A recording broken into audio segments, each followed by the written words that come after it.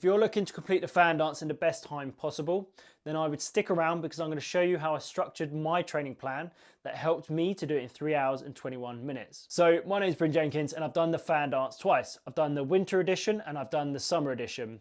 And actually, ironically, the conditions for the winter edition were better than the summer, but I guess that's just the mountains for you. So this video is specifically talking about training. I'm not covering kit or nutrition today. However, if you do have any questions on that, just leave them in the comments below and I'll be more than happy to answer them. Now, before I jump into the training, it's worth mentioning that although my fitness leading up to before doing the 12-week preparation for the fan dance was pretty good, I'm still a regular guy. I was not gifted with athletic capabilities at all. I was smaller and weaker than my peers growing up. And I also have a busy schedule and responsibilities. I'm a dad of 2.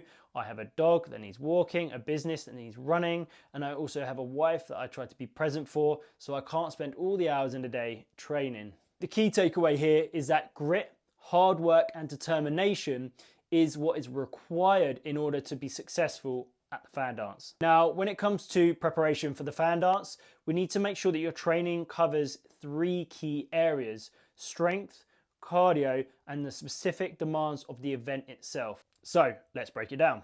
First, strength. Now, strength is crucial for you to maintain good posture and biomechanics through the demands of the event. We need structural integrity to be able to handle the load on our back and also withstand the demands of the uneven terrain. And this will help to prevent injury, and it will mean that we'll remain efficient through good biomechanics through the entire race. Second thing is cardio. So we need to make sure that we have an engine that can sustain us throughout the entire time.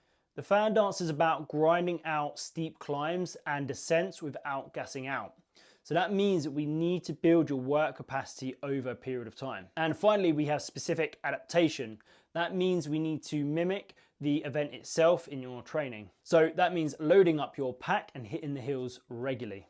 Essentially, the more specific your training is to the demand of the event, the more prepared you'll be on the day. Now, here's how I structure my training. Now, I'm going to give you 2 variations. One for those of you that have a little bit more time and a bit more experienced, and another one for those of you that are a little less experienced and may need more recovery and are also maybe shorter on time. Let's start with the more advanced training plan. Now, on Monday, I would do a full body resistance session in the gym. And then on Tuesday, I would go for a run. Now, my runs would either be on road, which would be my longer runs, or I would go off-road, but they would be shorter runs just because of the demands of the undulation of uneven ground and hills. On Wednesday, I would then put in some tab sprints. So I found a hill near me and I loaded up my backpack and I did 3 to 4 sprints up and down this hill. Now, this hill was quite a big hill and it took me a good few minutes to get to the top, and I'll do 3 or 4 of those. I'd run back down, catch my breath, let my heart rate come down, and then go again. And then on Thursday, I was back in the gym and I was doing full body resistance again. Friday, I would then do another run. And this was great because if I didn't manage to get my run in on Tuesday, I could then do it on Friday. So I'd still be definitely getting in a run in the week. However, if I did do it on Tuesday, if I did the road run on Tuesday, I would then do the off-road on Friday and vice versa. Then on Saturday, I would be going for a longer tab. So I'll get my backpack on and just go for a longer distance. And that'll be more to mimic the actual race day. And then on Sunday, it was a non-negotiable that I'll be resting. Now, I appreciate not everybody will be able to tolerate that amount of training volume, or maybe you don't have 5 to 6 days a week where you can train. So if that is the case and you can't do that, whether that's from a recovery standpoint or a time standpoint, here is how I would structure my training.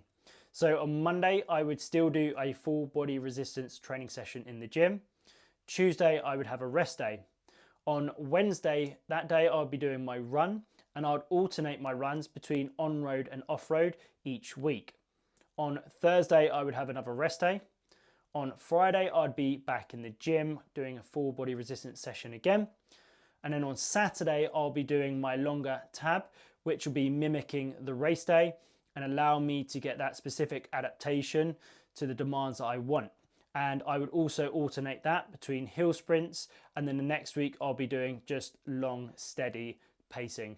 Now, I would have a rest day on Sunday as well. That'll be a non-negotiable, and that'll be a day with the family. Regardless of the training plan that you follow, there are a few important things to keep in mind. Number one is load management. So you want to make sure that you start with a reasonable weight and slowly increase it. Because if you increase it too quickly, you'll risk injury.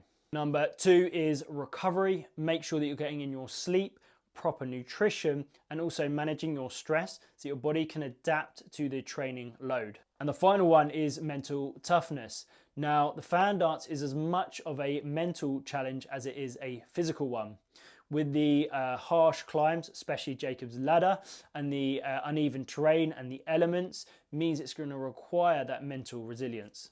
Training your mind to stay focused and endure discomfort is just as important. That's it for today's video. If you have any questions or want a further breakdown or any more details of my training, then just put them in the comments below and I'll be more than happy to help. And remember, the fan dance is about preparation, so the work that you put in now will help to prepare you for whatever the mountain throws at you on the day.